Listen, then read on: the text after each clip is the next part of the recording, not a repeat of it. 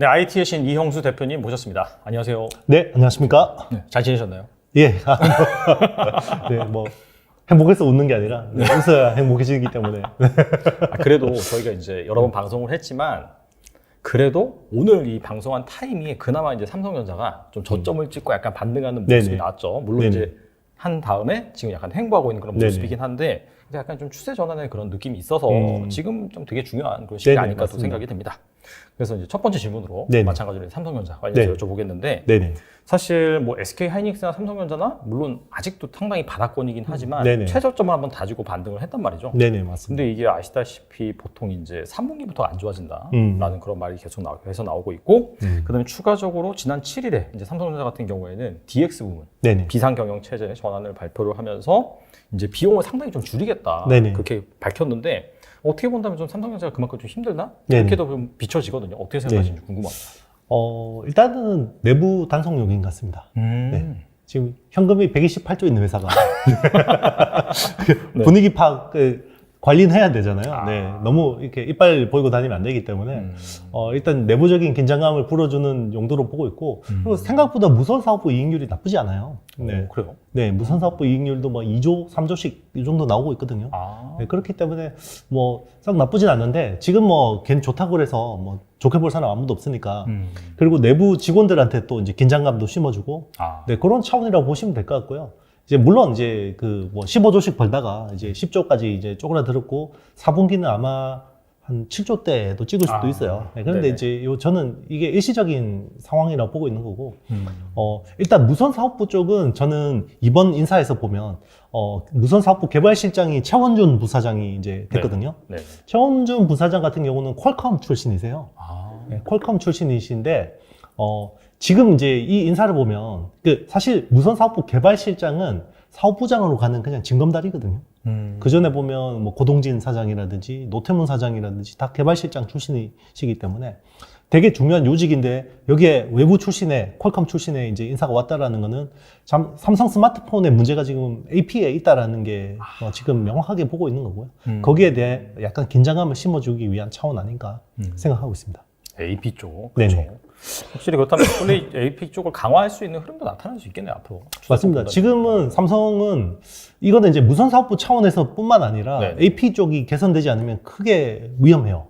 그렇죠. 엑시노스 맨날 뭐 네네. 나온다 해놓고서는 네네. 사실상 뭐 그렇죠. 스냅드래곤 계속. 그렇죠. 이번에 아마 갤럭시 S23 같은 경우는 퀄컴 AP를 대부분 쓸 것 같거든요. 이제는 프리미엄 쪽에서는 엑시노스가 이제 안 되는 거예요. 네. 이게 한때는 이게 그 안드로이드 진영에서 AP를 놓고 보면 CPU는 삼성이 좀 낫고, 네, GPU는 그때 이제 아드레노라는 거를 쓰니까 퀄컴이 좀 낫다 이런 거였는데 지금은 CPU도 그렇고 GPU도 그렇고 다 뒤처지는 거고. 요건 설계단에서 이야기하는 거고요. 그리고 공정은 예전에 삼성 파운드리에서 생산해도 꽤 괜찮았는데 지금은 퀄컴이 원래 삼성 그 젠 8 1세대 같은 경우는 삼성 파운드리 쓰다가 네. 1세대 플러스부터는 TSMC로 갔거든요. 아. 근데 이게 공교롭게도 성능이 막 좋아지는 거죠.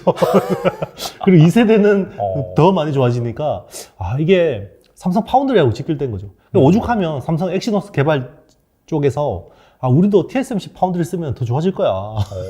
이런 이야기까지 하는 거죠. 그러니까 지금 설계도 문제고, 공정도 문제고, 이게 총체적인 난국인 거예요. 그래서 이번 이 인사가 굉장히 좀 주목된다 생각합니다. 이게 사실 그 표면적으로 비춰지는 거는 DX 부분, 디바이스 익스피리언스라고 해서 이제 무선 사업부 네네. 그쪽에서 뭔가 이렇게 긴축 경영이라든지 비상 경영 체제를 발표를 했지만 근본적인 원인 같은 경우에는 네네. 결과적으로는 시스템, LSI라든지 맞습니다. 그쪽 네. 파운드리 맞습니다. 그쪽이 좀 문제다. 그래서 그쪽을 좀 네. 강화하는 차원이라고 볼 수 그렇죠. 있겠네요. 네. 여기도 긴장감 주고, 이제 아마 그쪽도 많이 쪼우겠죠. 이제, 회사가 이렇게 위험하니까, 이제, 좀 더 긴장해서 해라. 뭐 이런 식이겠죠. 근데 삼성 항상 비상 경영 하잖아요. 위기 경영 아닐 때가 없죠. 네. 그런 것 같아요. 위기가 아닐 때가 없고, 네. 우리 128조 있으니까, 안심해 이럴 수는 없잖아요. 네. 더 그렇죠. 오히려 네, 긴장을 불어넣어야 되기 때문에. 네. 알겠습니다. 그리고 이제 업황 관련돼서 좀 여쭤보고 네네. 싶은데 뭐 주로 이제 메모리 업황이겠죠. 네네. 그러면서 이제 반도체 업황이 본격적으로 꺾이면서 지금 재고가 점점 많아지고 있다. 네네. 축적이 되고 있다. 그런 얘기 나오고 있어요. 네네. 근데 삼성 같은 경우에는 아직은 그 네. 생산량을 뭐 축소한 계획이 네네. 없다라고 밝혔고 네네. 마이크론이나 SK하이닉스 같은 경우에는 생산량을 네. 줄이겠다라고 밝혔는데 네. 뭐 최근에 현황은 그다지 이제 적극적으로 줄이는 것 같지도 않고 네네. 그래서 이제 내년 상반기에 특히나 이제 네네. 좀 문제다 반도체 실적이 네네. 라고 얘기가 나오고 있는데 네. 그렇다면은 사실 최근에 약간 좀 바닥을 다지고 좀 반등을 했는데 지금 네네. 불안불안하단 말이죠. 네네. 그래서 앞으로 약간 주가가 더 크게 하락하지 않을까 그런 우려가 네네. 있는 것 같은데 어떻게 네네. 보시나요? 일단 이제 지금 재고가 증가하는 속도가 너무 빨라요. 그러니까 재고의 절대적인 총량도 뭐 문제긴 한데 그보다 더 큰 게 재고 축적 속도가 너무 빠른 거죠. 아. 예전에는 뭐 1년 6개월 만에 쌓일 재고량이 순식간에 막 몇 개월 만에 압축적으로 쌓인다는 거죠. 반대로 그 이야기는 재고가 빨리 소진될 수도 있다는 거죠. 아. 요즘은 빨라요. 되게 빠르거든요. 시장이 대응하는 게. 네. 그래서 일단은 이 재고의 축적 속도에 맞춰서 이제 공급 쪽에서 제한하는 것도 뭐 그 빨리 대응하고 있는 상황인 거고. 물론 이제 삼성 같은 경우는 인위적인 감사는 없다고 이야기했습니다. 맞아요. 네. 요 맥락을 정확하게 좀 짚어봐야 되는데요. 저는 요 두 가지 맥락 정도가 읽힙니다. 일단 첫 번째는 마일드한 치킨 게임을 예고한 걸 수도 있어요. 마일드한 치킨 게임을 예고했는데 이 치킨 게임이 메모리에서 보면 디램이 있고 낸드 플래시가 있잖아요. 그렇죠. 디램 타깃이 아니라 낸드 플래시 쪽. 네. 그러니까 이제 요번 기회에 낸드 플래시 쪽에서 쩌리들 좀 정리해야겠다. 그런 생각을 좀 하는 것 같습니다.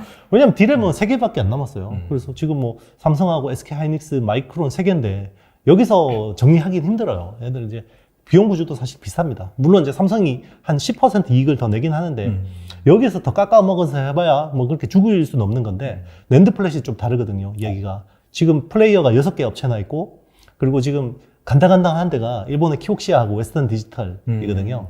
이제 여기는 그 간당간당하기 때문에 삼성이 만약에 조금 이제 공세적으로 어떤 재고를 좀 공격적으로 밀어내면 좀 재무적으로 위험해질 수도 있는데 아마 일본 정부가 망하게 놔두진 않을 것 같아요. 네, 망하게 놔두지는 않을 것 같지만 그렇다고 해서 국민 혈세인데 이걸 막 밀어주기도 쉽지 않거든요. 그렇죠. 그래서 아마 현상 유지 정도는 시킬 수 있을 거고 그리고 이 그 낸드 플래시 쪽에서 적자 나는 것들을 방어를 하기 위해서 자기들이 보유 현금을 태울 수밖에 없잖아요. 그렇죠. 경쟁사들이. 그러면 이거는 결국은 장기적으로 디램 쪽에서 어떤 미래 로드맵에서 경쟁자들을 제치는 효과가 있는데요. 디램은 지금 EUV 장비를 되게 많이 써야 됩니다. 맞아요. 앞으로 차세대 로드맵으로 갈수록 삼성 같은 경우 지금 마스킹 하나 쓰고 있지만 이제 5개 마스킹 뭐 계속 확대되잖아요. 근데 요즘에 EUV 장비 한 대 신형 장비 5천억이거든요. 아주 새로 나오는 게 네. 된다고 하더라고요. 하이 NA EUV라고 하는데 그게 26년, 27년에 생산됐는데 대당 5천억이에요. 그런데 지금 20대밖에 안 나오거든요. 서로 받아가려고 난리인데 이제 디램을 하려면 그런 것들 써야 되는데 아마 낸드 플래시 쪽에서 디펜스 하느라고 돈을 다 써버리면 네. 마이크론도 사실은 그렇게 재무 현금이 이렇게 막 캐시플로우가 좋은 상황은 아니기 때문에 그래서 삼성은 이번에 경쟁사들의 캐시번을 약간 낸드 플래시를 통해서 캐시번을 시키고 디램 쪽에서 뭔가 따라오는 것 의지들을 좀 꺾으려고 하는 거 아닌가 이런 차원에서 저는 좀 보고 있습니다. 그러면 기존의 그 낸드 플래시 쪽에서 사업을 하는 업체들이 네네. 디램 쪽도 어떻게 본다면 약간 진출하기 위해서 그렇죠. 좀 군침을 흘리고 있었다 그렇게 이제 볼 수 있었을까요? 그게 아니라 이제 보통 디램하고 낸드 플래시를 같이 하거든요. 아. 물론 이제 키옥시아 같은 경우는 좀 다른 이야기긴 한데 뭐 SK 하이닉스도 디램하고 낸드를 같이 하고 있고 마이크론도 디램 낸드를 같이 하고 있잖아요. 이제 그런 요 두 개 경쟁사를 이제 타깃으로 하는 거고 네. 나머지 이제 뭐 키옥시아나 웨스턴 디지털은 낸드 플래시만 하지만 얘들은 퇴출되면 좋은 거고 퇴출이 안 되더라도 뭔가 이제 지금 향후 로드맵을 따라오기 힘든 이제 재무 구조를 만들어 버리는 거죠. 그리고 이제 마이크론하고 SK 하이닉스는 계속해서 낸드 플래시 쪽에 디펜스 하면서 계속 현금을 태우다 보면 디램 쪽에서 뭔가 EUV 장비를 공격적으로 지를 수 없는 상황이 벌어지잖아요. 네, 그런 것들 좀 노리는 것 같습니다. 가뜩이나 EUV 장비 수요가 많은데 네네. 거기에 대한 경쟁적 네네. 경쟁자, 잠재적인 경쟁자들을 약간 그렇죠. 좀 정리한다는 그런 차원에서 네, 그런 어떤 스마트한 뭐 일타쌍피라고 해야 되나 그런 네, 효과를 노리고 있는 것 같습니다. 그리고 뭐 중국이 이제 사실 네. 낸드 플래시 쪽에서는 또 많이 개발을 했잖아요. 네네. 근데 그런 부분도 확실히 좀 견제할 수 있는 용도가 될 수가 있겠네요. 그렇죠. 뭐 당장 중국이 뭐 그렇게 어떤 위협이 되지는 않습니다. 그런데 이제 이번에 뭐 다행스러운 거는 중국이 디램 쪽은 계속 안 됐어요. CXMT라는 회사가 하고 있는데 디램 쪽은 잘 안 됐는데 낸드는 그래도 꽤 많이 따라왔었거든요. 그러니까요, 네. YMTC라는 회사가 지금 점유율 3% 정도 차지하고 있고 회사가 지금 196단까지 개발이 됐어요. 네. 그래서 삼성 입장에서는 굉장히 내심 불편했는데 이번에 미국이 128단 이상 장비들 또 수출을 금지해버렸기 때문에 요거도 이제 아마 기술 로드맵이 한 최소한 몇 년 뒤처지게 될 수밖에 없습니다. 네, 그런 상황에서 삼성 입장에서는 괜찮은 거죠. 네. 알겠습니다. 그렇다면 이제 삼성전자, SK하이닉스 네. 이 반도체 뭐 주식들이 본격적으로 좀 반등할 만한 그런 네. 트리거 포인트 좀 있다면 뭐가 있을까요? 결국 재고 소진이죠. 네. 보통 상승기 때는 뭐 이제 고정거래 가격 상승하는 흐름이 제일 주가하고 연동하는 게 높고요. 하락기 때는 재고 감소입니다. 근데 지금은 재고가 계속 증가하는 구간이죠. 근데 이게 재고가 감소하는 구간이 언제 나오냐면 다시 고객사들이 주문을 할 때. 이제 그게 저는 내년에는 트리거 포인트는 충분하다고 보고 있습니다. 일단은 서버 쪽은 인텔의 사파이어 레피즈가 이제 나올 것 같거든요. 거의 한 2, 3년 저도 자신은 없습니다. 네. 일단 AMD 제노아는 나왔고, 네, 이제 인텔의 사파이어 레피즈는 DDR5 이제 둘 다 DDR5를 지원하는 칩셋이기 때문에 서버 쪽은 크게 걱정은 안 하는데요. 이제 좀 약간 전 개인적으로 기대하는 거는 모바일 쪽. 네, 이제 중국이 리오프닝을 하면 그동안 이제 살 수가 없어서 썼던 사람들이 꽤 있거든요. 이제 그 사람들이 중국산 스마트폰을 사겠죠. 뭐 물론 삼성을 사진 않을 겁니다. 애플이나 중국산 스마트폰을 사는데 거기에 뭐 메모리 반도체랑 뭐 CMOS 이미지 센서나 이런 건 다 삼성 거거든요. 그러면 이제 어쨌든 삼성 입장에서는 그런 중국 쪽에서 수요가 늘어나면 재고 소진이 좀 빨라지는 그런 두 가지 좀 포인트를 보면 좀 기대할 수 있을 것 같고, 요번 보릿고개만 잘 넘으면 향후에 좀 기대되는 신규 수요는 자동차 쪽. 네, 자동차 쪽이 이제 자율주행차용 이제 반도체 수요가 메인스트림으로 올라올 거예요. 아마 어느 순간 PC 시장을 유입할 넘어설 정도의 수요가 폭증할 수도 있습니다. 네. 그럼 지금 자율주행차에 대한 기대감이 높고, 그리고 뭐 XR, VR 같은 경우는 AR, VR 같은 경우는 애플이 또 하반기에 나오잖아요. 네. 그러면 아마 애플은 또 굉장히 잘 만들 것 같거든요. 네. 그런 쪽도 이제 수요도 뭐 당장은 뭐 큰 그건 아니겠지만 기대감, 기대감 측면에서는 괜찮을 수 있다 보고 있습니다.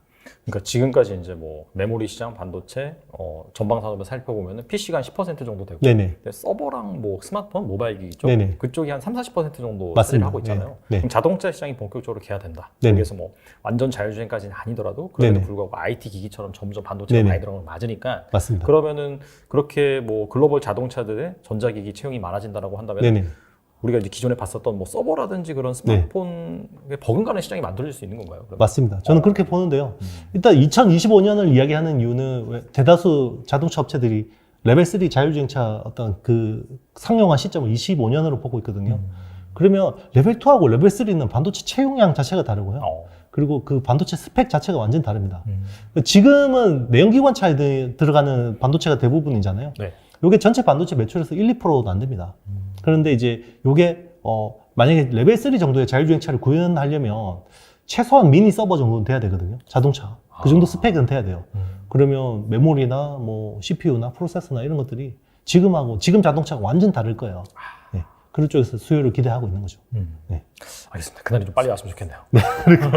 그 사이에 뭐 네. 또 굶어 죽겠습니다. 최근에 약간 좀 그 소부장 쪽에서 긍정적인 뉴스가 나온 것 같긴 하거든요. 네네. 대표적으로 2019년이었죠. 일본이 이제 우리나라 수출 규제를 네네. 실시를 하면서 소부장 관련 국산화 바람이 일었는데, 그 뒤로부터 약 한 3년 정도가 지난 것 같은데 동진 세미킴에서 네네. 드디어 이제 EUV 포토 레지스트 이걸 이제 삼성이 채용한다 그런 네네. 기사가 나왔어요. 네네. 그래서 이제 이와 관련된 즉 좀 국산화 그런 움직임에 따라서 3년 만에 본격적으로 좀 성과가 나올 만한 그런 네네. 밸류 체인이라든지 네네. 주목할 만한 기업들이 무엇인지 궁금하거든요. 네. 일단 동진 세미캠이 가장 수혜를 봤죠. 아베 소부장 사태로 인해서 가장 수혜를 본 회사라고 생각하고요.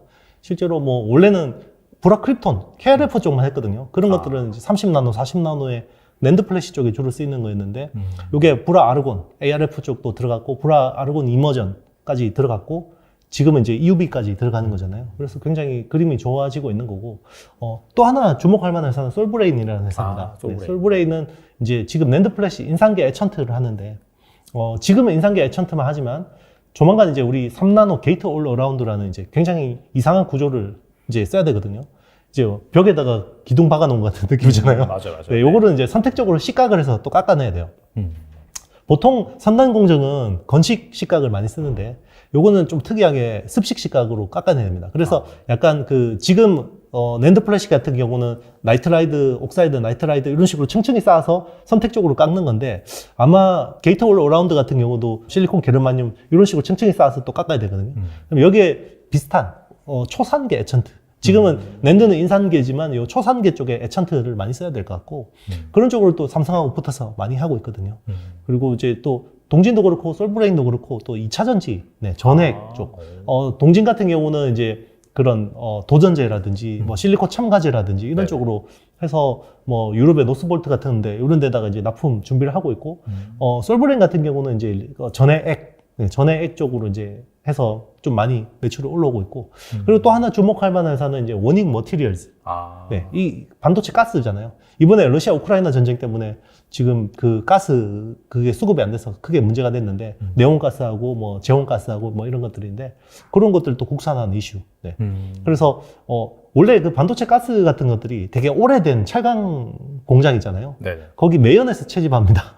아, 그래서 진짜요? 네. 오. 그래서 그 이번에 그 아조우 연대라고 혹시 러시아 그 우크라이나 전쟁 때 끝까지 저항하다가 투항한 조직 있잖아요. 아조우 연대. 그게 아조우 스틸에 있는 거거든요. 아조우 스틸이 되게 구소련에서 만든 철강 공장인데 거기서 포집해서 반도체 가스를 많이 써요. 그래서 러시아하고 우크라이나에서 많이 사오는 겁니다. 반도체 가스를. 네, 그래서 뭐 포스코 이번에 이제 이 사태를 겪고 나서 삼성도 이제 포스코에 매연해서 또 채집하는 그런 것들을 준비하고 있는데 워닝 머티리얼하고 많이 할 것 같습니다.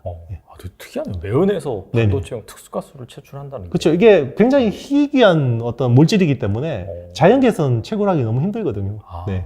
그래서 철강 태우면서 나오는 그게 이제 중요한 건 철강을 이제 그 엄청난 온도로 녹일 때 나오는 네네 맞습니다. 네. 그 물질에서 이제 채취하는 그렇죠. 가스군요. 네. 유독가스에서 그런 거 많이. 그러니까 유독가스가 참 반도체 공장에 좋은 가스들이 많아요. 그래서 이제 뭐 반도체 공장에서 네네. 뭐 이렇게 뭔가 공장에서 문제가 생기고 뭐 네, 큰일 납니다. 약간 무너지거나 네네. 그렇게 했을 때 막 유독가스 유출됐다는 게 약간 네네. 그런 측면이겠죠. 네, 맞습니다. 네, 사람이 먹으면 큰일 납니다. 그래서 약간 그 반도체 그 네. 장비들 보면은 네. 약간 공기 정화라든지 네네. 그 환경과 관련된 그런 장비도 사실 있잖아요. 그렇죠. 그래서 스크러버 뭐 이런 것들이 맞아요, 좋은 맞아요. 거죠. 유니셈이나 GST 같은 회사들이 유망할 수밖에 없는 게 그게 또 ESG하고 또 엮여 있어요. 그리고 예전에는 반도체 공장이 약간 그 선진국에 있다가 약간 그 개발도상국으로 많이 밀어냈잖아요. 인건비가 싼 쪽으로 오죠. 그 인건비도 그런데 이게 유해 물질이니까. 그렇죠. 할 수가 없는 거죠 이제. 그런데 지금은 리셔링 해야 되잖아요. 그럼 미국 내에다가 반도체 팹을 깔면 환경 기준이 아마 우리나라나 중국보다 훨씬 까다로울 거예요. 그러면 아마 뭐 스크러버 같은 것들도 훨씬 많이 써야 될 겁니다. 비싼 거. 네. 그런 장비 같은 경우에는 네. 그 사실 미국 본토 뭐 어플라이 머티리얼즈 네네. 이런 데서 막 전문적으로 취급은 안 했었죠 그러면. 네네. 그런 것들은 왜 굉장히 틈새 시장이기 때문에 미국 뭐 장비사들이 이런 거를 메인으로 하진 않습니다. 그러면 확실히 우리나라 그런 스크러버 만드는. 네네. 우리나라가 잘합니다. 네. 우리나라가 스크러버 왜냐하면 삼성하고 하이닉스하고 딱 붙어서 해왔기 때문에 우리나라도 그 가스 유출되면 큰일 나니까 맞아요. 워낙 또 그런 것들을 같이 개발 많이 했죠. 네. 확실히 좀 그런 장비 업체들도 같이 한번 잘 지켜보면 좋을 것 같아요. 네네. 지켜볼 만합니다. 네. 알겠습니다. 그리고 최근에 그 항공 우주 주식 네네. 이쪽이 최근 영 힘을 쓰지 못하고 있는 것 같아요. 네네. 뭐 한때는 뭐 누리호 뭐 이런 거 발사 플러스 그다음에 항공 우주 이쪽이 약간 좀 방산 쪽이라든지 관련이 있잖아요. 맞습니다. 전투기라든지 뭐 그렇죠. 등등 해서 뭐 우크라이나 전쟁 모멘텀 받고 뭐 수출 계약 터지고 하면서 상당히 좀 주목을 받다가 네네. 최근에 차익 실현 물량이 나오면서 조정 받은 다음에 아직까지는 뭐 이렇다라고 네네. 움직임이 보여주지 못하고 있는데 네. 이게 앞으로 이제 어떻게 될지 궁금하거든요. 주목할 네. 만한 모멘텀 포인트가 있을까요? 일단 이 최근에 이제 저는 이제 주가 조정 뭐 한국항공우주나 하나에어로스페이스가 조정받은 거는 물론 이제 그런 재료 소멸 측면도 있는데요. 내부적인 문제가 많았다고 봅니다. 일단 하나에어로스페이스는 그 회사 자금을 가지고 와인샵을 샀죠. 네, 와이너리를 샀잖아요. 네. 그렇죠. 이게 뭐 오너 놀이터냐 이런 이야기가 나왔었고, 네. 그런 문제가 있었고, 그리고 카이 같은 경우는 약간 이제 이게 정권에 또 이런 영향을 받을 수밖에 없기 때문에 전임 대표가 또 워낙 또 수주도 많이 받아오고 영업도 잘하고 이런 분이셨는데 이제 이게 정권을 바뀌고 그 전에 열심히 일했던 사람들이 약간 정치적으로 다 이렇게 나가고 되니까 이게 아무래도 좀 그 투자자들은 좀 우려가 있는 거죠. 네, 그런 부분들이 좀 있는데 결국은 우상향하는, 네, 우상향할 수밖에 없고 한국산 방산의 어떤 경쟁력은 이제 입증이 됐기 때문에 그리고 이제 계속해서 좋아질 수밖에 없고 요게 또 우주항공하고도 엮여 있고 또 네. 6G 통신 저궤도 위성하고 또 엮여 있습니다. 네. 저궤도 위성은 계속해서 쌓아 올려줘야 되거든요. 스페이스X 같은 걸로 계속 쌓아 올려줘야 되기 때문에 그런 쪽에 발사체 쪽이라든지 그런 관련 엔진이라든지 이런 기술을 하는 뭐 한국항공우주나 한화에어로스페이스나 뭐 LIG 넥스원 같은 회사들은 계속해서 좋아질 수밖에 없다고 보고 있고요. 그동안 너무 또 이렇게 열광했기 때문에 좀 어느 정도의 또 차가워지는 시간이 필요하고 이게 결국은 우상향하기 위해서 에너지를 모아가는 구간이라고 보고 있습니다. 확실히 뭐 전쟁이 끝난다 하더라도 네네. 그런 발주라든지 그런 부분 같은 경우에는 앞으로도 계속해서 이어질 수 있는 부분이 있잖아요. 그렇죠. 이게 이제 세계 질서가 바뀌었잖아요. 네. 그렇죠? 예전에는 전 세계가 하나고 이제 다 손잡고 이렇게 글로벌 밸류 체인으로 가다가 이젠 서로 못 믿겠어. 언제 얘가 쳐들어올지 모르겠어. 불안하잖아요. 옛날에는 그래서 국방비를 거의 안 썼잖아요. 아, 맞아요. 네. 네, 이게 이제 평화 배당금이라는 개념인데, 그러니까 국방비를 쓸 필요가 없으니까 이거를 다른 경제 개발에 쓸 수 있는 가용 자원이 됐는데, 이제는 경제적으로는 안 좋죠. 요거 때문에 자꾸 이제 경제 개발에 쓸 돈을 국방비를 써야 되니까. 그럼 국방비를 쓰는데 당장 무기 사려면 미국산 무기를 사고 싶지만 대기 순번이 막 10,000번째 이러잖아요. 그러니까 당장 살 수 있는 무기들, 좀 괜찮은 무기들은 또 중국산은 너무 무기가 또 구리고, 네, 그러니까 우리나라 무기가 굉장히 또 좋고, 그리고 또 진영이 다르잖아요. 아, 그렇죠. 중국은 맞아요. 네. 무기라는 게 한번 이게 사서 우리 소총처럼 한번 쓰는 게 아니라 무기 시스템을 한번 깔면 이 시스템 전체를 다 깔아야 되고 한번 여기 편입되면 다른 시스템으로 넘어가기 쉽잖아요. 전환 비용이 상당하죠. 네, 전환 비용이 상당하기 때문에 일단 우리나라 무기 시스템을 깔면 이게 미국 또 무기하고 호환이 너무 잘 되기 때문에 유럽이나 이런 쪽 호환이 잘 되기 때문에 한국산 무기는 앞으로 계속해서 좋아질 것 같습니다. 네. 알겠습니다. 확실히 좀 항공 우주 쪽은 지금 네. 좀 소외가 되어 있었기 때문에 장기적으로 네네. 주목할 만하면 좋을 것 같습니다. 그리고 미국 통신사들이 그 코로나19 때문에 지연됐었던 통신 장비 투자 네네. 뭐 늘린다는 얘기가 나오고 있어요. 네네. 그래서 업계에서는 뭐 삼성전자 네트워크 부분의 실적이 크게 뭐 기여할 것이다. 네네. 이런 얘기도 나오고 있는데 네. 그렇다면 좀 함께 볼 만한 이 통신 장비주들 혹시 네. 뭐라고 보시는지 궁금하거든요. 일단 이제 저는 업계 쪽에서 좀 들으려오는 이야기가 미국 정부가 6G 통신을 굉장히 빨리 가고 싶어 한다는 얘기를 많이 들었어요. 아, 그러니까 이제 원래 5G 지금 투자 구간이잖아요. 네네. 그러니까 지금 서브 6, 3.5GHz 대역은 투자를 많이 해놓는데 밀리미터 웨이브를 투자를 해야 되거든요. 근데 이게 화웨이 장비를 대신하기에 너무 이게 비싸고 가성비가 안 나와요. 하이웨이가 그만큼 잘 만든 네, 그만큼 잘 만들고 싸니까. 왜냐면 밀리미터 웨이브 같은 경우는 극초단파고 직진성이 너무 강해요. 그래서 건물 같은 데 흡수도 잘 되고 하기 때문에 촘촘하게 깔아야 됩니다. 그러니까 기존에 만약에 뭐 500m당 한 대씩 기지고 깔았다 그러면 이제 밀리미터 웨이브는 100m, 50m 하나씩 깔아야 되기 때문에 가뜩이나 장비 가격도 몇 배 비싼데 이걸 더 촘촘하게 깔라 그러니까 화웨이 장비 말고는 약간 좀 쉽지가 않은 거죠. 물론 이제 삼성 장비를 써서 하면 좋겠지만 너무 투자비가 많이 들고 이걸 가지고 또 통신 요금을 올리기 너무 부담스럽고 뭐 그런 상황이다 보니까 이번에 또 그 우크라이나 전쟁에서 스타링크의 또 효용성을 너무 보여줬잖아요. 아, 네. 이게 6G가 일단은 테슬라라는 회사가 있기 때문에 6G를 우리가 미국이 주도할 수 있다라는 좀 판단이 들었고 요거를 또 5G에서 중국을 배제하고 가기가 쉽지 않다라는 생각이 있기 때문에 원래는 2030년에 6G 이야기하다가 2028년으로 이야기가 나오다가 최근에는 조금 약간 오버 같긴 한데 25년까지 뭐 6G 진짜요? 네, 그런 이야기도 나오고 있습니다.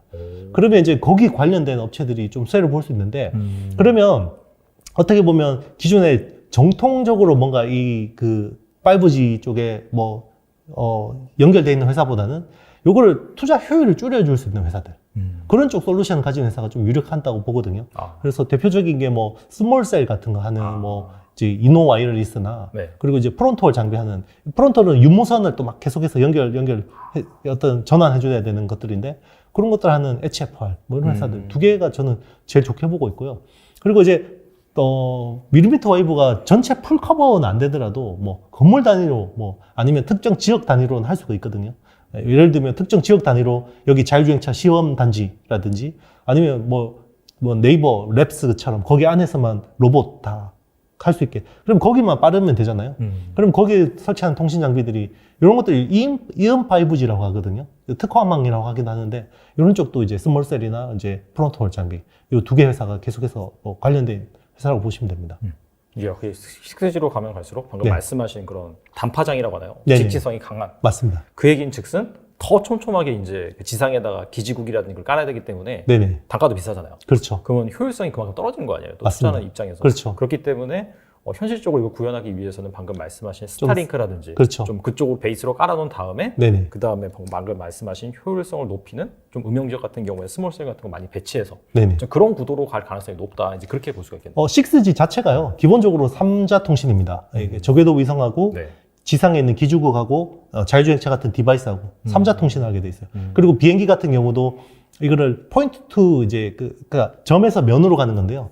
그래서 이제 지상에서도 비행기 쪽으로 쏴주는 거죠. 그러면 이제 비행기 배면에 있는 어떤 전파 흡수체 같은 것들도 받고, 그리고 이제 위성에서도 쏴주는 거죠. 요걸 이제 그 주파수를 두 개를 합치는 거죠. 그렇게 해서 속도를 굉장히 빠르게. 그러니까 단일 그걸 가지고 통신하려면 에너지가 너무 높아야 되거든요.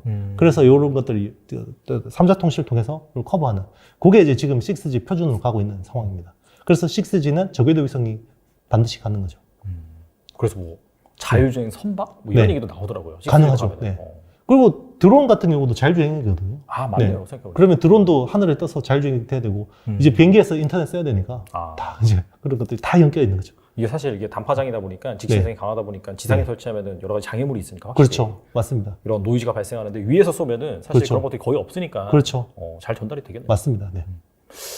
생각보다 CC기 시대가 빨리 다가올 수 있을 것 같은데 그렇죠. 잘 또 일단 인프라가 딱 깔리면 거기에 이제 또 디바이스는 발전하게 돼 있어요. 네. 잘 살펴보시면 네네. 좋을 것 같습니다. 그리고 조만간 이제 CES 세계 최대 가전 박람회가 열립니다. 네네. 사실 IT 뭐 업계는 축제라고 볼 수가 있는데 네네. 그리고 거기에서 또 매년 새로운 기술이라든지 네네. 뭐 올해는 이게 대세다 하면서 이것저것 뭐 로봇도 네. 나오고 메타버스도 나오고 자율주행도 나오고 많이 네네. 나오잖아요. 그래서 이번 CES에서 약간 좀 주목하고 있는 네네. 분야가 또 무엇인지 또 네. 이와 관련된 뭐 기술을 가지고 있는 업체가 또 무엇인지 궁금하거든요. 네. 이게 매년 보면 키워드가 있어요. 그 행사에 키워드가 있는데, 일단 이번 CES 행사 자체는 굉장히 리오프닝 됐어요. 코로나19 이전 대비해서 70%, 80% 수준까지 올라왔고요. 그게 2021 작년 행사가 40%, 50% 수준까지 쪼그라들었었거든요. 전년 그 코로나 이전 대비해서. 작년에 딱 오미크론 딱 터졌어요. 네, 맞아요. 12월 그래서 행사가 거의 반토막이 났었는데 지금은 7, 80% 수준까지 코로나 이전에 대비해서 올라왔고, 이번에 그 행사에서 키워드 중에 추가된 게 하나 있어요. 뭐 자율주행차, 뭐 그 휴먼, 뭐 시큐리티, 서스테이너빌리티 뭐 이런 것들은 원래 계속 하던 것들이고, 이번에 새로 추가된 것만 좀 보시면 되는데, 그게 웹3하고 메타버스예요. 웹3요? 네, 웹3. 3.0. 네네, 웹 3.0이랑 이제 메타버스. 요게 포함이 됐는데, 그 이야기인 즉슨, 메타버스 관련된, 어떤 전시품들이나 디바이스들이 많이 나올 것 같다. 이 기대가 있는 거고요. 메타버스 디바이스 쪽으로 좀 많이 주목하는 것 같아요. 그래서 메타버스 디바이스 쪽이나 아니면 관련된 인프라 기술들. 네. 아마 그리고 내년에는 하반기에 또 애플 XR이 나오잖아요. 네, XR 나오고, 소니도 2016년 이후로 두 번째 메타버스 디바이스를 내놓거든요. VR을. 그게 플레이스테이션용인데, 그때 16년 대비해서 지금 한참 6년, 7년 만에 내놓는 거죠. 네. 그것도 내놓고 있고, 뭐, 오큘러스도 내년에 퀘스트 3 나오잖아요. 그래서 이제 메타도 그 퀘스트 3 나올 거고, 이제 굉장히 이제 내년에 시장이 굉장히 커질 거예요. 많이 커질 거고, 여기에 또 주목받으면 항상 또 그러면 관련주들 많이 찾을 거 아니에요. 저는 이제 메타버스 디바이스 쪽에서는 그냥 이거는 뭐 펀더멘탈적인 측면이 아니라 모멘텀으로 보면 항상 이제 주가 연동성이 큰 게 뉴프렉스라는 회사. 뉴프렉스가 이제 오큘러스 쪽에 FPCB를 굉장히 많이 들어가니까. PCB 업체죠. 네네. 중국의 써니옵틱스를 통해서 이제 FPC를 많이 납품하기 때문에 일단 뭐 시장에서는 메타버스 이슈가 나오면 얘 주가는 무조건 움직이거든요. 그리고 카메라 쪽을 하는 나무가라는 회사가 있습니다. 나무가. 네. 나무가라는 회사가 이제 항상 이제 3D 솔루션, 뭐 3D TOF나 SL이나 뭐 이런 것들 기술 다 제반 기술들 다 준비되어 있고, 예전에 마이크로소프트의 이제 그런 마이크로 렌즈인가요? 거기 들어간 적이 있거든요. 그렇기 때문에 이제 여기도 항상 같이 움직일 수 있고, 그리고 이제 저는 항상 이제 기반 기술 제공하는 회사를 주목해서 보는데, 이런 것들 이제 안경테에다가 반도체 많이 밀어넣어야 되니까 이런 것들을 직접 할 수 있는 기술, 이제 시스템인 패키징이라고 하죠. 그런 것들을 하는 이제 한미 반도체. 네. 왜냐하면 반도체기를 붙여놓으면 간섭이 일어나니까 차폐해야 되거든요. 그리고 이제 또 어떤 이상한 모양으로 잘라내야 되고, 이런 것들을 하는 이제 장비 업체라고 보시면 됩니다. 그리고 이번에 저궤도 위성용은 테슬라도 스페이스X 이제 저궤도 위성 같은 경우는 시스템인 패키징으로 다 한다고 이야기가 나오고 있거든요. 이제 워낙 이제 기존에는 어떤 그 발사체 하나 쏘면 뭐 한 80대 정도의 저궤도 위성을 이렇게 옛날 산탄총처럼 이렇게 확 네, 확 뿌리잖아요. 뿌리더라고요. 네, 네. 뿌리잖아요. 네. 요게 이제 기존에 80개가 들어가는데 이제는 한 300개까지 늘리려면 더 작게 만들어야 되잖아요. 그러면 반도체 덩어리들을 한 대 모아가지고 해야 되거든요. 근데 얘들끼리 또 막 간섭을 일으키니까 거기에 이제 EMI 차폐가 또 고급 기술이 들어야 되는데 그런 쪽은 또 한미 반도체가 세계에서 제일 잘합니다. 세계에서 제일 잘해요. 네네, 제일 잘합니다. 반도체 쪽 EMI 차폐, 그러니까 스퍼터링 기술 가지고 하는 데는 90% 정도가 한미 반도체가 점유하고 있습니다. 알겠습니다. 네. 깨알 같은 또 좋은 정보도 가는데 네. 그렇다면 그 XR 기기 원래 이제 한 예전에 네. 그래서 애플이 XR 기기 뭐 출시한다라고 한다면은 구각받는 그런 밸류 체인들이 있잖아요. 네네. 뭐 LG 이노텍이라든지. 맞습니다. 네. 그다음에 자화전자 같은 경우에도 물론 이제 공시상에서는 밝히지 네네. 않았지만은 그렇죠. 이름을 부를 수는 없지만은 그렇죠. 업계에서는 다 이제 애플 맞습니다. 상이다라고 하면서 그렇죠. 증설할 부분들이 있는데 네. 그런 좀 어차피 XR 기기나 이런 것들이 이제 카메라 그런 게 들어가야 되는 네네, 거니까 그렇죠. 그쪽 관련주들도 괜찮을까요? 그러면? 그렇죠. 카메라가 20개가 들어가니까요. 이제 뭐 애플 XR 같은 경우 20개 정도가 들어가니까. 20개나 들어가요? 네, 그 정도 들어가야 됩니다. 그리고 이제 어떤 사람의 입모양이나 우리 그 사용자의 제스처도 따야 돼요. 그래야 메타버스에서 똑같이 구현할 수 있잖아요. 네, 그렇기 때문에 이제 밖으로 보는 거하고 안으로 보는 거하고 이런 것들 카메라가 만나야 되기 때문에 그런 것들 다 써야 되고 그리고 이제 아주 멀리 있는 것들은 또 이제 뭐 폴디드 줌 같은 게 당장은 아니겠지만 나중에 적용될 수가 있거든요. 당장 뭐 폴디드 줌 같은 경우는 일단은 스마트폰에 먼저 적용되다가 나중에는 아마 메타버스 디바이스에도 적용될 것 같아요. 그러면 뭐 자화전자나 뭐 하이비전 시스템 그리고 요 카메라 검사 장비를 또 한미 반도체가 합니다. 또 그래서 수혜를 같이 보는 거고 그리고 광학 필터들도 되게 많이 가공해야 되죠. 네, 그런 것들도 반도체 장비 많이 써야 돼요. 뭐 그런 것들도 또 이제 여러모로 수혜를 보는 거고 이노텍이 가장 수혜를 보게 되는 거죠. 이노텍이 가장 수혜를 보게 되는 거고 그리고 이제 거기에 들어가는 올레도스라 그러죠. OLED on 실리콘이라는데 그게 굉장히 1000 ppi 뭐 수준의 1500 ppi 수준의 굉장히 고해상도를 이제 그 TSMC 웨이퍼에서 이제 이 OLED를 증착하는 건데 그런 쪽으로 이제 일부 관여도가 있는 게 이제 LG 디스플레이 뭐 그리고 LG 전자 같은 경우는 이제 관련된 부품들 뭐 이런 것들이 또 LG 그룹이 사실 굉장히 좀 그쪽으로 많이 하려고 합니다. 애플카 쪽하고 애플 XR 쪽 많이 하려고 하는데 거기서 좀 약간 자유로운 회사가 자화전자, 하이비전 시스템, 한미 반도체 이런 회사라고 보고 있습니다. LG는 스마트폰 접길 잘한 것 같아요. 뭐 결과론적으로 그렇죠. 네. 애플 쪽 잘 수술 받아서 네네. 유지 않을까 또 생각이 들고. 애플 협력사로서 잘 클 수 있을 것 같습니다. 네. 그 궁금한 게 그럼 XR 기기 이런데 카메라 20대가 들어간다고 했는데 네네. 그렇다면 스마트폰에 보통 한 4-5대 들어가나요? 그렇죠. 한 그렇죠. 4개, 5개 정도 들어가죠. 네. 그게 이제 약간 좀 플래그십 모델 기준으로 그죠? 맞습니다. 그렇다면 한 4배나 5배 정도가 늘어나는 거네요. 그러면. 그렇죠. 네. 근데 이제 뭐 이 시장 자체가 뭐 네. 스마트폰은 연간 뭐 한 13억대 뭐 이런 시장인데 여기는 이제 막 커지는 시장이니까. 근데 메타버스 디바이스 쪽 시장이요. 작년 기준으로 한 7조 원 정도밖에 안 되거든요. 근데 2025년 되면 84조 원까지 커집니다. 그러면 불과 3, 4년 만에 12배가 커지는 거니까 연간 성장률은 엄청난 거죠. 확실히 그런 쪽 같은 경우에는 이게 사실 아시다시피 처음에 막 보급되고 막 네네. 기술이 나오고 할 때 실적은 아직 안 찍히지만 기대감으로 날아가는 그런 부분이 있는데 그런 관점에서 지금부터 잘 지켜보는 필요가 있을 것 같아요. 우리 전기차도 그렇지만 스마트폰도 그렇고요. 침투율이 10%가 됐을 때가 제일 주가 화끈합니다. 네. 주가는 10% 침투율이. 그러니까 전기차가 딱 10% 침투율 갔을 때 2차 전지하고 날아갔잖아요. 맞아요. 네. 스마트폰도 그랬거든요. 처음에 10% 침투율일 때 제일 주가가 많이 강하게 올랐고요. 그때 막 그게, PC 네. 업체도 10배씩 올랐어요. 맞습니다. 네. 그게 나중에 한 50% 정도 되면 주가는 별로 재미없어요. 그 침투율이. 네. 힘들죠. 네. 그 이번에도 마찬가지일 것 같습니다. 아무튼 잘 지켜보시면 네. 좋을 것 같습니다. 그리고 최근에 이게 테슬라가 네. 이렇게 많이 빠질 줄 몰랐거든요. 네네. 네. 지금 계속해서 뭐 신저가를 좀 경신하고 있고 네네. 물론 이거는 단순히 뭐 전기차라든지 뭐 2차 전지 이런 쪽 펀더멘탈 이슈라기보다는 네네. 그 테슬라 CEO 일론 머스크 개인적인 좀 이슈도 좀 결부가 되어 있고 네. 아무튼간에 그런 이유들로 인해서 네. 2차 전지 주식들이 예전만 못해요. 네네. 물론 뭐 과거에 너무나 많이 올랐기 때문에 피해가 그렇죠. 많이 쌓이고 그런 상황이 있어요. 맞습니다. 그래서 약간 좀 주도주로서의 흐름이 좀 끝났다고 볼 수 있을지 어떻게 보시면 좀 궁금하거든요. 네.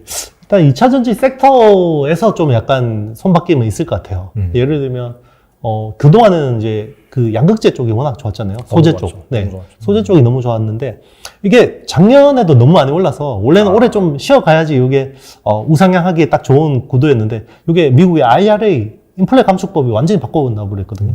최대 수혜가 소재 쪽이니까. 네. 그래서 이게 좀 이제 주가 부담이 이제 너무 심해진 거고요.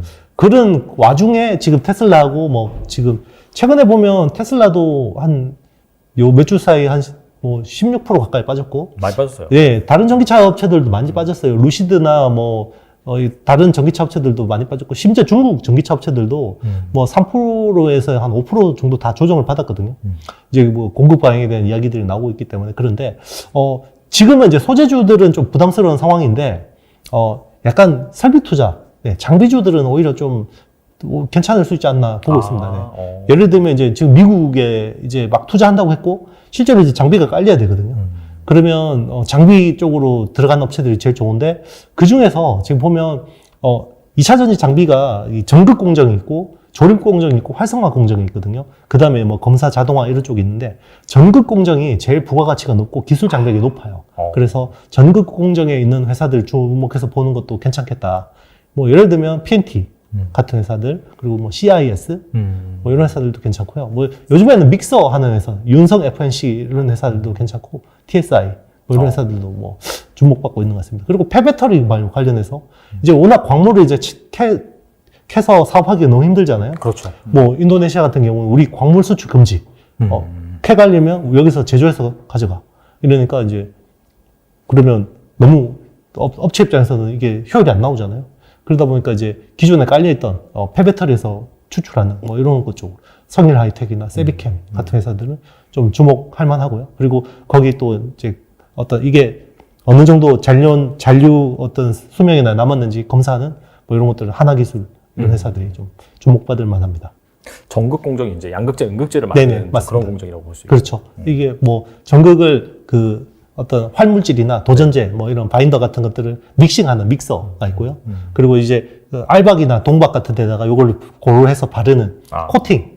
코터 쪽이 코타가 사실은 제일 돈이 됩니다. 그래요? 사실, 예. 이게 보통 우리 라인 하나 깐다 그러잖아요. 그러면 2기가에서 2.5기가와트시 정도 되거든요. 돈으로 치면 한 1,000억, 900억에서 1,000억 정도 들어가요.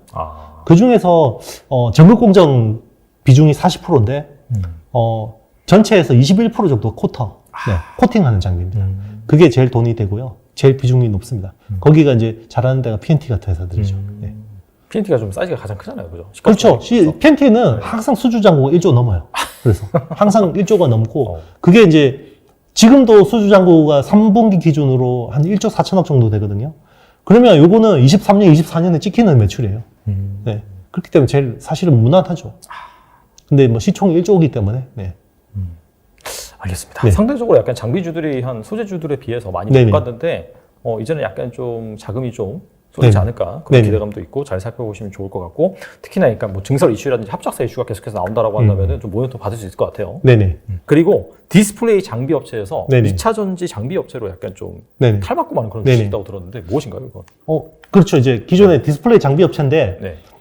신규 사업으로 2차 전지를 열심히 하다 보니까 2차 전지 장비 매출이 더 높아진 회사들인데, 대표적인 게 SFA. SFA는 원래 그냥 디스플레이 물류 장비 업체인데. 맞아요. 약간 네. 이송 장비 그쪽이죠. 네네, 맞습니다. 지금은 2차 전지 쪽이 더 많아요. 매출 비중이. 네. 그리고 이제 아바코라는 회사. 아바코도 네. 약간 좀 네. 그렇죠. 디스플레이 쪽에서 그렇죠. 이제 네. 코팅하고 스퍼터링하고 스퍼터링, 이런 맞아, 네네, 맞아. 그런 네. 장비인데, 이제 오히려 이제 2차 전지 쪽이 더 이제 많아지고 있고요. 그리고 D&T 뭐 이런 회사들. D&T. 네네. 레이저 노칭 뭐 이런 쪽 하는 회사인데, 거기도 이제 거의 뭐 이제 2차 전지 장비 회사로 봐도 무방합니다. 네. 근데 궁금한 게 약간 2차 네. 전지랑 디스플레이랑 공정이 좀 비슷한 면이 있나요? 이렇게 탈바꿈을 한다는 것 자체가 약간 좀 새로 기술 개발한 것인지 네네. 아니면은 원래 하던 걸 활용해서 좀 만든 네네. 것인지 그게 연관이 가능한지 궁금해가지고. 그렇죠. 이제 예전에는 디스플레이 장비 하다가 좀 실력 좋으면 반도체로 가고. 네. 그런지 이제는 반도체 쪽이 투자가 별로 안 좋으니까 디스플레이 장비 하다가 이제 2차 전지 쪽으로 많이 가는 거죠. 물론 이제 2차 전지 장비도 사실 어렵긴 한데요. 반도체에 비하면 뭐 반도체 가격. 네, 반도체가 모든 장비 중에 제일 어려운 건 반도체예요. 네, 반도체가 제일 어렵습니다. 워낙 미세하게 또 나눠 네네, 맞습니다. 네. 그리고 이제 요즘에는 이제 워낙 또 이제 2차 전지도 굉장히 또 민감해지거든요. 그러다 보니까 이거를 뭐 자르는데 무슨 이제는 마이크로미터 단위로 막 제어를 해야 되고 막 이런 것들이 많아지고 있어서 이제 그런 어떤 디스플레이 업체들이 많이 좀 이쪽으로 가는 것 같아요. 기회가 열린 거죠. 네. 예전에 그 태양광 시장 핫할 때도 네네. 그 뭐 반도체라든지 디스플레이 장비 업체들이 약간 태양광 장비 쪽으로 또 많이 집중을 하고 그렇죠. 그런 것들이 좀 생각이 나네요, 확실히. 맞습니다. 이게 계속 수주가 안 나오면 굶어 죽을 수 없기 때문에 어쨌든 살아남기 위해서 뭔가 예, 방안을 모색할 수밖에 없는데 되는 산업으로 가야죠. 네. 장비업체들은 국내 장비업체들 그런 면에서는 굉장히 스마트한 거죠. 네. 확실히 멀티풀이 부여받는 멀티풀이 다를 수 있을 것 같아요. 네, 완전히 다르죠. 네, 뭐 2차전 장비라고 한다면은 그렇죠. 그래서 약간 좀 그런 식으로 탈바꿈을 계속해서 하면서 그렇죠. 매출 비중이 또 계속해서 올라가고 있는 2차전지 관련해서 그런 기업들은 좀 잘 지켜보시면 어떨까 생각이 되고요. 네. 자, 그 다음에 2차 전지가 사실 어떻게 본다면은 지금까지 코로나 이후로 계속해서 좀 주도주 역할을 했던 것 같아요. 원래 네네. BBIG라고 해서 뭐 바이오, 네네. 그다음에 뭐 배터리, 그다음에 게임, 뭐 인터넷 여러 가지가 있었는데 하나둘씩 다 탈락을 했는데 그렇죠. 2차 전지는 뭐 어떻게 본다면 지금까지 잘 살아남았다 그렇죠. 이렇게 볼 수가 있는데 뭐 그렇다면은 내년엔 과연 네네. 주도주가 좀 무엇이 될 것인지 대표님께서 혹시 좋게 보시는 좀 네네. 그런 주식들이 이제 궁금합니다. 일단 이제 배터리 쪽은 죽지는 않을 것 같아요, 내년에. 물론 이제 좀 조정은 받을 것 같긴 해요. 배터리하고 2차 전지, 전기차 쪽은 약간 좀 조정은 있었지만 또 뭐 이번에 봤겠지만 정책 모멘텀이 굉장히 세요. IRA. 네네, IRA 같은 경우. 지금 이제 민주당이 또 이번 중간선거에서 탄력을 받았기 때문에 정책 모멘텀은 계속 셀 것 같고, 일단 내년을 보는 측면에서는 에너지 전환. 에너지 전환인데, 에너지 전환은 다 뭐 알고 있는 거고, 에너지 전환으로 인해서 또 발전하는 반도체가 있습니다. 그게 이제 PMIC, 파워 매니지먼트 IC 쪽인데요. 그게 기존은 실리콘 기반으로 많이 하잖아요. 우리 뭐 전자제품에 들어가는 것들은. 그런데 이게 뭐 신재생 에너지는 만약에 뭐 사막 같은데 태양광 깔아놓으면 이게 200도까지 올라가거든요. 근데 물리적으로 실리콘 반도체는 175도가 되면 죽어버려요. 타버리거든요. 네. 그렇기 때문에 이제 요런 것들을 뭐 200도, 그리고 뭐 해양 풍력 같은 경우도 바다 뜨거울 때 엄청 뜨겁잖아요. 네. 그런 것들을 전기 저장해놔야 되는데 ESS가 견딜 수 있게 이런 것들 이제 PMIC가 필요한데 화물 반도체. 그래서 뭐 SiC 쪽이나 뭐 실리콘 카바이드나 뭐 겐, 질화 갈륨 이런 것들. 그리고 이제 고속 충전 이런 것들 송배전할 때 또 고속 충전하고 이럴 때 또 필요한 게 또 그런 화물 반도체인데 뭐 그런 것들 섹터는 계속해서 좋을 것 같습니다, 내년에. 그리고 전기차 인버터, 컨버터 쪽에 들어가는 반도체도 다 뭐 SiC 쪽이니까 뭐 예를 들면 미국의 울프스피드 같은 회사들, 네, 네, 그렇죠. 그리고 뭐 최근에 코이런트가 인수했는데 투식스, 뭐 이런 회사도 유망하고요. 뭐 온세미, 뭐 이런 회사들도 좋고, 국내에서는 뭐 RFHIC, 뭐 RF 머티리얼즈, 뭐 이런 회사들도 괜찮고요. 가장 좋은 회사는 SK 뭐 실트론인데 비상장이니까, 네, 비상장이기 때문에 뭐 거기는 논외를 하더라도 뭐 그런 회사들 좀 잘해서 예스파워 테크닉스 뭐 이런 회사들 뭐 계속해서 잘 하고 있고, 그리고 뭐 그 DB 하이텍도 이런 것들 이제 열심히 하려고 하고 있고, LX 세미콘 맞아요. 네. 그런 쪽도 이제 열심히 이제 또 그 뭐 LG 이노텍에서 그런 기술들 다 사와서 좀 많이 연구 개발하고 있기 때문에 계속해서 좀 지켜볼 만하고요. 그리고 또 하나 좀 내년에 볼 만한 어떤 투자 아이디어는 역병의 역설인데, 원래 역병이 돌면 사람의 몸값이 귀해지죠. 네. 맞아요. 네. 네, 그러면 이제 자동화 투자가 일어납니다. 뭐 예전에는 흑사병이 생겨서 유럽이, 그죠? 옛날에 농노가 있으니까 쟤 그냥 불러서 대충 빵 몇 개 주고 고기 한 덩이 주고 일시키면 되는데 이제 점점 사람 몸값이 귀해지니까 돈을 주고 이제 써야 되고, 그게 자본주의 발달로 이어진 거죠. 그러면서 이제 르네상스가 열렸고 자본주의가 열렸고, 그리고 이제 더 가까이 보면 100년 전에 스페인 대독감 때, 네, 그 1차 세계대전하고 맞물려가지고 사람이 너무 많이 죽었잖아요. 맞아요. 네. 그러니까 인건비가 너무 비싸니까 사람을 구하기 너무 힘들고, 그러다 보니까 이게 그 컨베이어 벨트가 개발됐죠. 포디즘이라는 게 이제 그때 돼서 막 또 이제 사람 일자리 뺏는다고 러다이트 운동하고 뭐 이랬었고, 지금하고 약간 기시감이 들잖아요. 그렇죠. 코로나19가 되면서 물론 사람이 많이 죽지는 않았지만 일자리가 지금 막 굉장히 막 이게 사람 인력난이 너무 심하잖아요. 지금 뭐 미국에서 보면은 사실 물가 상승률 높은 것 중에 하나가 또 임금 상승률 맞습니다. 상당히 하고 지금 실업률이 계속 안 꺾이고 있잖아요. 그렇죠. 서비스 물가가 이제 결국 이제 높게 유지되는 이유가 그건데, 그러면 결국 기업들은 이거를 다 비용을 떠안을 수가 없잖아요. 자기는 생존하고 걸린 거기 때문에. 그래서 계속해서 로봇으로 대체하는, 그래서 로봇 관련 산업들. 요즘에 여의도 가면요, 로봇, 서빙 로봇 되게 많거든요. 저도 깜짝 놀랐는데, 네. 그냥 일반 그냥 식당이거든요. 그렇게 네네. 최신식 식당도 아니고, 그냥 네. 뭐 일반 뭐 그냥 뭐 이렇게 막 엄청나게 화려한 그런 것도 아닌데, 그냥 음식을 로봇이 갖다 주더라고요. 그렇죠. 많이 봤어요, 그런 거. 그렇죠. 그거 한 6개월 돌리면 사람 인건비보다 훨씬 더 효율, 그 투자한 거, 감가상각 다 뽑는다 그러더라고요.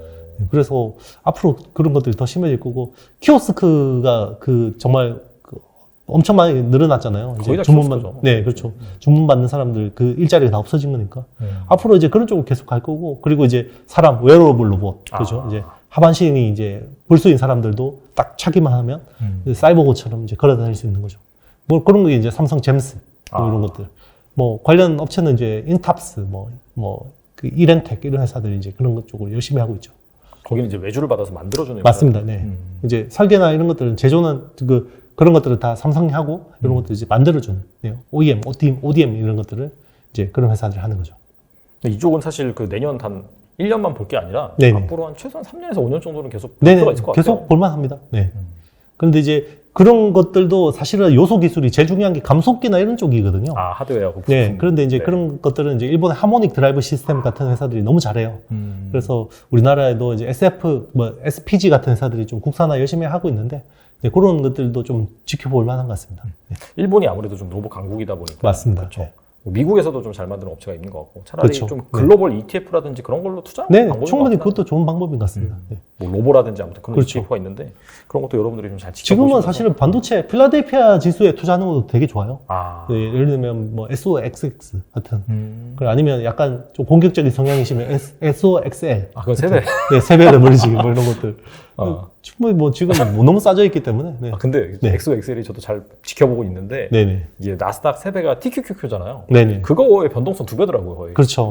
맞아요. 오를 때는 막 15% 오르는데 맞습니다. 빠질 때는 막 그래도 빠지고 정말 많이 빠질 때는 30% 빠질 때도 있고 맞습니다. 정말 많이 오를 때는 30% 오를 때도 있어요. 맞아요. 네. 그래서 이 정도는 좀 기억하시고 그렇죠. 너무 이렇게 큰 비중으로 하시면 큰일 나고요. 네. 투자의 판단은 여러분들이 하셔야 됩니다. 근데 뭐 반도체 같은 경우에는 앞으로 네. 계속 성장할 거니까. 맞습니다. 그리고 뭐 워렌 버핏이 TSMC 산 것도 맞아요. 네. 그런 차에서 보시면 될 것 같아요. 거의 바닥 시그널이죠. 보통 그런 게. 네. 알겠습니다. 좋은 인사이트 감사드리고 그 다음에 최근에 혹시 변동성 장세에서 뭐 추가적으로 포트폴리오 조정하신 부분이 있는지 네네. 궁금해서 여쭤봅니다. 물린 거 그냥 열심히 떼고 가겠습니다. 물린 주식으로. 네. 아, 근데 이제 시간 지나면요. 결국 물린 주식이 제일 효도하더라고요. 네. 톡톡하게. 특히나 이런 어떤 불황인 시장에서는 자기가 컨빅션 있는 종목들, 정말 공부 많이 해서 이 회사가 정말 이 불황을 뚫고 갈 수 있는, 경기 침체를 뚫고 갈 수 있는 회사, 경쟁력이 있는지 잘 확인하고 그런 것들을 모아간다 그러면 충분히 저는 그게 뭐 1, 2년 안은 충분히 네. 따뜻한 수익을 줄 수 있지 않을까 생각합니다. 그때 말씀하신 거 생각해보니까 네. 그 한미반도체랑 네네. 그다음에 워리QNC 네네. 그렇죠. 뭐 그런 네네. 주식들 맞습니다. 이오테크닉스. 뭐 이런 이오테크닉스 네. 그런 기업들 같은 경우에는 각자 네. 영역에서 좀 네네. 확실히 1등을 좀 독보적인 어느 정도의 그 입지를 갖추고 있는 상황이고, 그리고 그 이익률 추세를 보면 돼요. 이게 가격에 전가를 하고 있는지 못 하고 네네. 있는 건지. 이렇게 이제 업황이 안 좋아지면 약간 마진이 스퀴즈가 되잖아요. 근데 계속해서 마진율을 유지하고 있다는 것은 가격 전가를 한다는 거죠. 네, 그런 회사들 중심으로 뭐 대표적인 게 HPSP 같은 회사들도 그렇고. 신규 상장. 네네, 그렇죠. 뭐 파크 시스템즈, 넥스틴, 뭐 한미반도체, 뭐 이런 회사들 다 이익률 계속 유지하거든요. 3분기까지 일단 잘 나오긴 했어요. 제가 맞습니다. 보니까. 네. 근데 앞으로 이제 뭐 4분기가 더 안 좋고 내년 상반기도 그렇죠. 안 좋다고 하니까 그때도 사실 그렇게 또 이익률을 잘 유지를 하는지 네네, 그거는 잘 지켜보셔야 되는 거죠. 잘 네. 지켜봐야 될 것 같습니다. 맞습니다. 뭐 그런 부분도 좀 감안하시면서 투자를 하시면 좋을 것 같고 오늘 나오셔서 정말 좋은 말씀 많이 주셨는데 끝으로 투자자들에게 한 말씀만 부탁드립니다. 네, 뭐 많이 힘드셨고요. 저도 뭐 경험이 일천하지만 2022년 같은 장은 처음 겪어보는 것 같아요. 네, 정말 이렇게 1년 내내 줄줄이 흘러내리는 장이 있나 싶기도 한데요. 제가 이제 어떤 그 펀더멘탈 분석도 안 들어맞고 이런 경우가 있었는데요. 지나고 보면 제가 생각한 로직대로 안 맞는다고 해서 딴짓하면 내 어떤 원칙을 깨고 딴짓했을 때 그게 더 성과가 좋았냐? 아니에요. 네, 그거는 시간이 지나면 내가 원래 생각했던 아이디어대로 가는 경우가 많았었는데 그런데 괜히 내가 잘못 생각했나 보다라고 해서 시류에 괜히 편승했을 때는 오히려 더 양빵으로 깨지더라고요. 그래서 지금은 어떻게 보면 뭐 열심히 공부하고 뭐 해야 되는 뭐 시간이기도 하지만 본인이 진짜 믿는 네, 본인이 그동안에 해왔던 것에 대해서 진짜 검증받는 시간이라고 생각하시고요. 네, 본인이 믿는 대로 한번 해보세요. 그래서 뭐 그렇게 했는데 안 되면 어쩔 수 없는 거죠. 네. 그래서 주식에다가 너무 많은 자금을 태우는 것도 문제고. 그래서 캐시플로우를 유지하면서 어느 정도 현금 비중을 가져가면서 본인의 좋게 보는 섹터 종목에 집중했는데도 안 된다? 그런 경우는 굉장히 드문 것 같아요. 네. 쉽지 않다. 돈을 잃기도 쉽지 않다. 그렇게 하면. 네. 생각합니다. 뭐 사실 뭐 10년 만에, 뭐 20년 네. 만에 사실 발생한 하락장이기 때문에 네네. 특히나 이제 올해가 좀 어려웠던 그렇죠. 그런 감이 있는 것 같고, 그럼에도 불구하고 내가 이제 철저하게 분석을 하고 좋다라고 판단했던 종목 같은 경우에는 당연히 이렇게 시장 빠지면 다 빠지죠. 맞습니다. 네. 하지만은 또 반등하고 또 약간 좀 바람의 방향이 바뀌고 그렇죠. 그런 상황이 발생을 한다라고 한다면은 또 언제 그랬냐는 듯이 또 튀어오를 수 있는 그런 부분이 있기 때문에 그런 거 잘 생각하시면서 여러분들이 정말 처음에 투자하셨을 때 어떤 아이디어 투자했는지 다시 한번 복귀해 보셨으면 좋겠고, 그렇다고 해서 지금 뭐 또 내년에 또 역대급 경기 침체가 온다 여기저기서 다 난리잖아요. 그렇죠. 유튜브도 그렇고. 근데 보통 그러면은 안 그럴 가능성이 좀 높아요. 경험상 보면은. 원래 다수의 분석대로 가는 경우가 없습니다, 시장이. 네. 진짜 역대급 그런 하락장은 아무도 네. 예상하지 못한 곳에서 발생했기 맞습니다. 때문에 역사적으로 너무 또 그런 말에 또 흔들리지 마시고 그렇죠. 좀 본업 열심히 하시면서 또 공부 열심히 하시면 분명히 좋은 날이 올 거라고 생각이 됩니다. 지금까지 이영수 대표님 나오셔서 감사합니다. 네, 감사합니다.